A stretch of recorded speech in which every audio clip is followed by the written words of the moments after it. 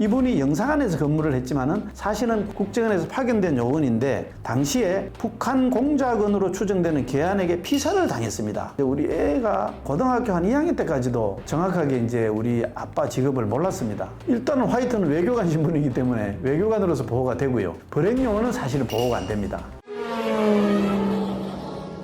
안녕하십니까. 서울 성북구에 있는 서경대학교의 장교 양성하는 학과인 군사학과 최성준 교수입니다. 예, 반갑습니다.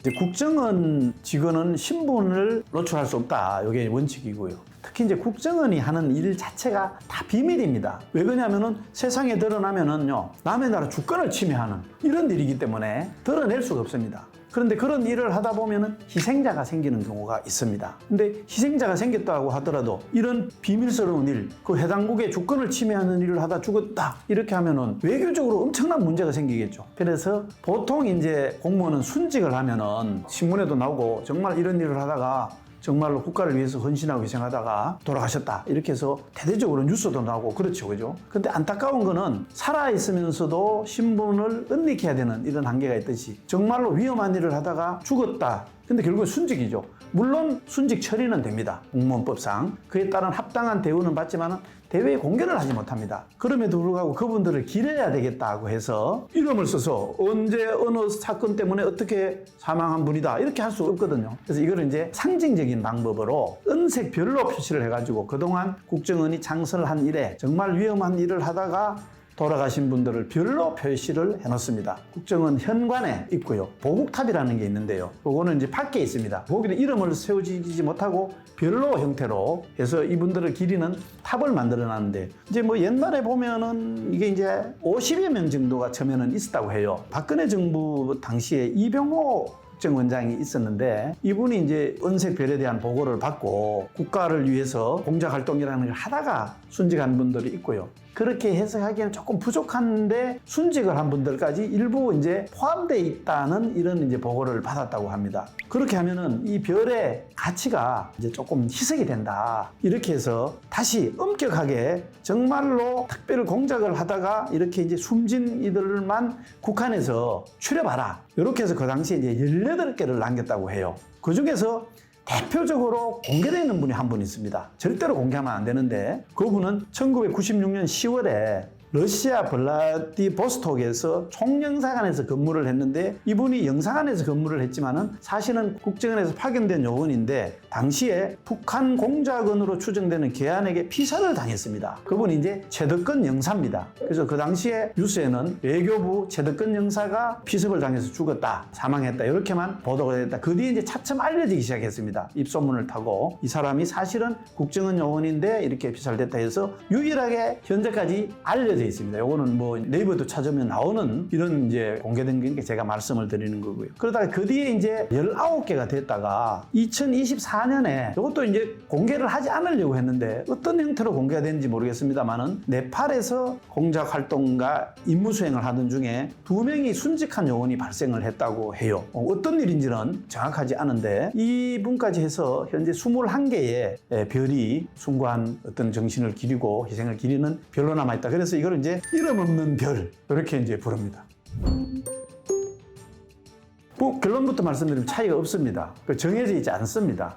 다만 이제 근무를 하면서 이 사람이 화이트 요원으로 더 적합하다. 이런 경우는 화이트 요원으로 선발이 되고요. 어떤 사람은 이 블랙 요원으로 적합하다. 본인이 희망도 있고 이제 지원도 있고 뭐 경쟁도 있을 수 있죠. 이렇게 이제 결정이 된다고 보면 되고요. 봉급은 같다 이렇게 보면 되고요. 대신에 우리가 일반 행정부처도 이제 프로젝트 하면 사업을 하지 않습니까? 돈이 필요하지 않습니까? 정보 활동하는데도 어떤 경우에 따라서는 이제 돈이 필요합니다. 특히 국민들이 잘 이해를 하지 못하는 경우는 화이트든 블랙 요원이든 요거는 이제 정부 공무원입니다. 다 같은 공무원인데 요 화이트든지 블랙 요원이든지 직접 해외에 가서 활동하는 데 굉장히 한계가 있습니다. 잡히면 정말 이거는 위험하고요.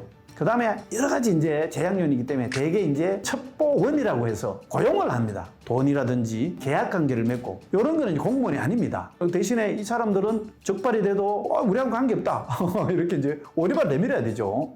그렇게 해서 요 차이가 있습니다. 그래서 기본적으로 정부 요원인 화이트 요원, 블랙 요원이 있고요. 그 다음에 화이트와 이제 블랙 요원이 고용을 하는 그 사람들이 어떻게 보면 진정한 스파이다 이렇게 보면은 되겠습니다. 그래서 그거를 이제 흔히 첩보망, 공작망, 공작원, 첩보원 이렇게 이제 부르고 보통 화이트와 블랙은 공작관, 정보관 이렇게 이제 부르죠. 화이트는 이제 어떻게 말하면 외교관 신분을 가지고 갑니다.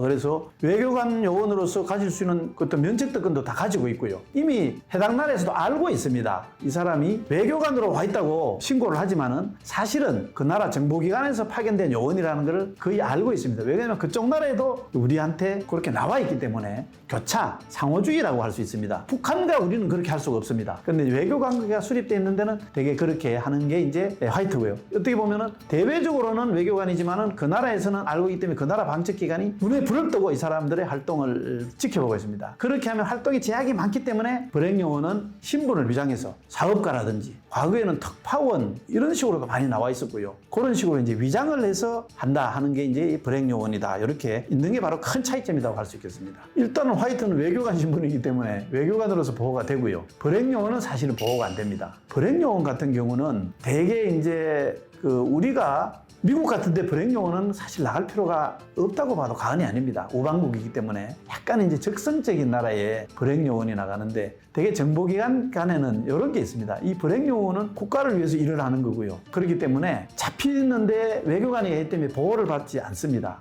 그런데 그 나라도 상대방 나라에 가서 블랙 요원이 나와 있습니다. 그러면 하다가 잡힐 수가 있죠. 근데 대개는 이런 경우 같은 경우는 어떻게 하느냐면 화이트 요원은 그런 불법적인 일을 하다가 잡히면은 추방이라고 해서 그걸 이제 전문용어로 PNG라고 부릅니다. 그래서 추방을 시켜버립니다. 처벌은 못하고요. 블랙은 처벌을 할 수가 있죠. 그죠? 그 나라의 법을 어기고 활동을 했기 때문에. 그러면 되게 이제 서로 잡아놨다가 예를 들어서 이제 미국과 소련, 현재 미국과 러시아에도 그런 경우가 많은데요. 미국도 러시아나 소련의 블랙 요원들이 들어와 있거든요. 그러면 지켜보고 있다가 잡아놓는 경우도 있고 지켜보고 있는 경우. 그럼 되게 이제 막교환을 많이 합니다. 왜냐면은 그거 정말로 국가를 위해서 여기 나가서 일을 한 사람들인데 서로 이제 맡겨, 야, 우리 이제 좀 바꾸자. 이런 게 있는데 정말로 중대한 그런 했던 경우는 사형시킵니다. 그거는 역사적으로 과거에 이제 조력이라는 전설적인 2차 대전 당시에 일본에 와 있던 러시아, 그 당시 소련의 블랙 요원은 잡혀서 사형당했죠. 사형당하거나 처벌받는 그거는 하지만은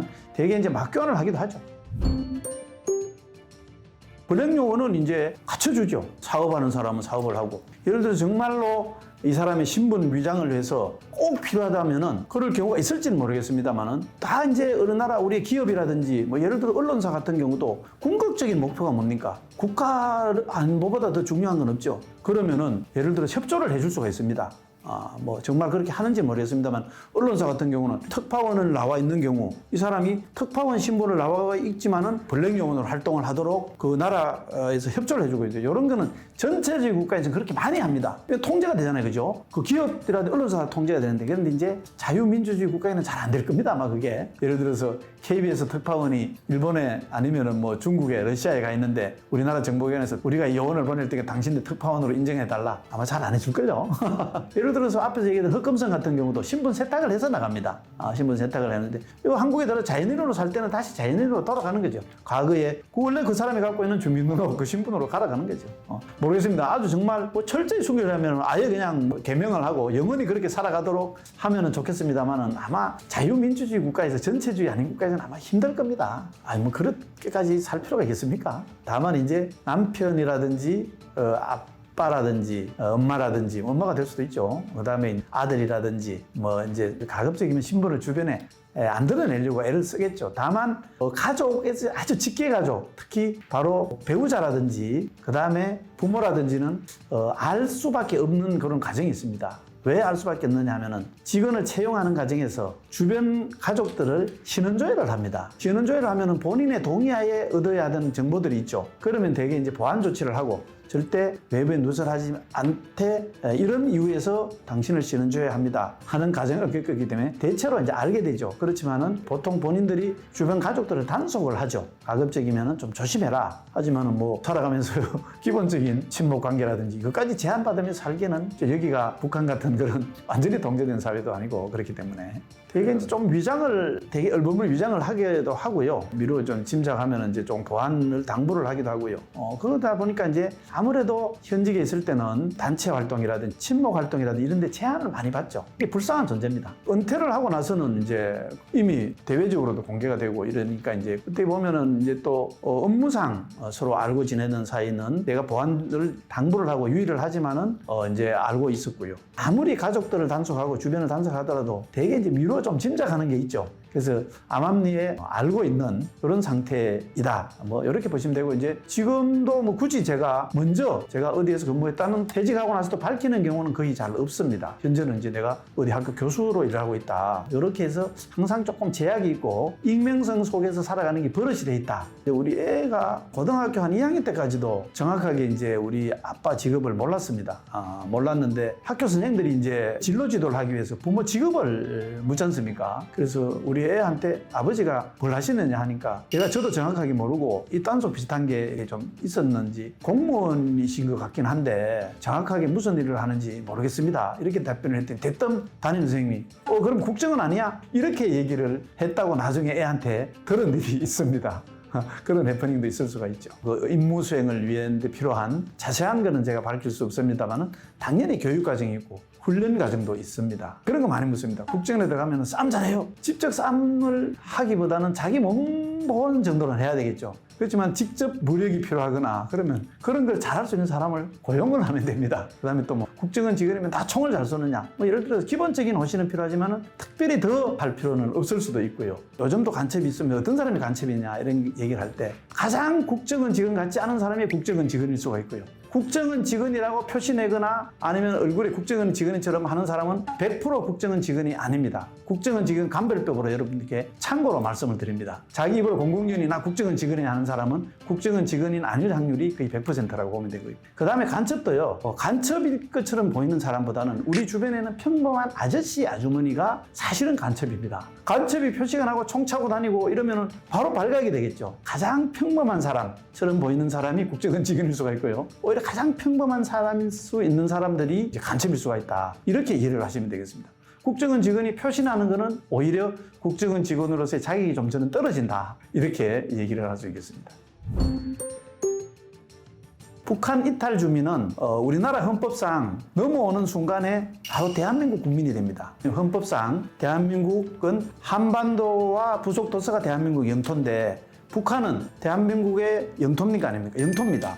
왜 그러냐면 헌법상 한반도 안에는 영토입니다. 다만 북한 공산당, 북한 노동당이라는 불법적인 정치단체가 불법적으로 거기를 점령하면서 정부를 참칭해 있는 상태라고 보는 게 정확합니다. 헌법 정신으로는. 물론 뭐 남북교류협력법이라든지 이런 거 따지면은 하나의 사실 거의 이제 국가 형태지만은 그래서 북한에서 넘어오는 순간에 바로 대한민국 국정을 줍니다. 그러면은 두 가지 단계를 겪습니다. 하나는 합신소라고 해서요. 요거는 이제 알려져 있기 때문에 제가 말씀드리는 겁니다. 이 사람이 북한 이탈 주민이면은 크게 두 가지를 조사합니다. 어떤 걸 조사를 하느냐. 이 사람이 혹시라도 북한 간첩일 임무를 띠고 넘어올 수도 있다고 봐야 되겠죠? 그죠? 뭐 굉장히 합법적으로 넘어올 수 있는 방법이지 않습니까? 넘어와서 대한민국 국적을 얻고 여기에서 과정 간첩으로 있으면서 할 수 있기 때문에 일단 이거를 선별을 해야 됩니다. 그래서 그 선별을 하다가 과거에 보면 항장의 암살조라든지 이런 걸 이제 찾아냈죠. 그 다음에 또 하나 중요한 게 있습니다. 북한에서 넘어왔는데 진짜 북한 주민인지 아닌지를 선별을 해야 됩니다. 왜 그럴까요? 북한에서 넘어왔다고 하지만 북한에서 넘어오지 않고 거짓말을 하는 사람들이 가끔 있습니다. 누가 그러겠습니까? 한국인, 북한인하고 똑같이 생기고 같은 말을 쓰는데 한국 국민이 자격이 없는 사람입니다. 흔히 말하면 뭐 조선족이 될 수도 있고요. 아니면은 이미 러시아 국적, 중국 국적을 갖고 있는 사람들이 있습니다. 이 사람들은 대한민국 국민이 아닙니다. 대한민국에 넘어왔어도 우리나라 국적을 주지 않습니다. 다만 우리 같은 민족이다. 뭐 이렇게 보지만은 엄연한 그 사람은 중국인이고요. 러시아인입니다. 본인들도 중국인으로 생각하고 러시아인으로 생각하는데 다만 우리나라가 경제 성장을 하는 과정에서 여기가 살기 좋은 곳이 됐습니다. 여기 와서 일하면 수입이 높습니다. 간혹 조선족이라든지 러시아에 사는 우리 한인들 중에서 여기 와서 조선족으로 중국인으로 일하는 게 유리합니까? 아니면 여기 와서 주민등록증을 얻어서 대한민국 국민으로 일하는 게 유리합니까? 당연히 유리하죠. 대한민국 국민을 얻으면. 그래서 거짓말을 하고 내려오는 경우가 있습니다. 이거를 또 가려내야 됩니다. 그걸 가려내는 게 당연히 국가의 책무겠죠. 근데 이제 이거는 노하우가 있습니다. 오랫동안 축적된 자료들이 있습니다. 그동안 탈북민들이, 북한 이탈 주민들이 많이 넘어와서 다 진술을 해놨겠죠. 그죠? 그 다음에 이제 우리가 그동안 북한을 대상으로 수집한 많은 자료들이 있습니다. 그래서 거짓말을 하면은 전문용어로 뽀롱이 납니다. 뽀롱이 나기 때문에 함부로 거짓말을 하면 안 되고, 거짓말하면 그때부터 의심을 받겠죠. 그죠? 그때부터는 이제 정말 다른 어떤 공작을 하기 위해서 뭔가 의심을 받기 때문에 본인들도 불리한 걸 알기 때문에 뭐 아마 그런 얘기를 하는데, 그럼에도 불구하고 그렇게 와서 또 자기가 청진에서 넘어온 사람이다. 나중에 조사를 해보면은 조선족입니다. 연변에서 온 사람입니다. 그렇지만 다 나중에 들통이 다 납니다. 그래서 쓸데없이 거짓말하면 안 되죠. 그래서 아마 북한 이탈 주민들은 그런 경험이 있기 때문에 그런 얘기를 또 와서 보니까 야, 국정은 지금 다 알고 있더라. 그만큼 자료가 축적이 돼 있다. 이렇게 보시면 되겠습니다. 제가 과거에 국가정보기관의 경험을 원래는 이게 잘 밝히지 않고 그다음에 노출시키지 않는 게 원칙인데, 제가 이제 교수라는 직책을 일을 하고 있고 학생들을 가르치고 또 그러다 보니까 이제 책도 쓰고 이러다 보니까 불가피하게 이제 제 신분이 전직이 노출되는 게 있고요. 또 그런 노출돼 있으면서 제가 이제 다른 목적도 하나 있습니다. 국정원, 특히 이제 정보기관이 외부에 드러나지 않고 있다 보니까요, 오해를 많이 받습니다. 후배들한테 그런 얘기를 많이 하는데요. 이게 자랑도 할 수 없고 변명도 할 수 없는 아주 숙명적인 게 있습니다. 일을 하다 보면은요, 이게 또 전문 용어 하는데 삑사리가 나죠. 인간이 완벽할 수 없는데 조직이든 사람이든 실수를 하게 됩니다. 그러면 이게 이제 만천하에 공개돼가지고 온갖 창피를 당하고 있고요. 실수를 했는데 왜 실수를 했는지 불가피했는지 자랑, 변명을 할 수가 없습니다. 왜냐면 그게 다 비밀이기 때문에 노출을 할 수 있습니다. 그럼 또 자랑을 할 수가 없습니다. 어떤 행정기관에서 뭐 해가지고 하나 했으면, 야, 저 사람 공로가 크다 이런데, 아무리 국가를 위해서 큰 일을 했더라도 자랑을 하면 그게 다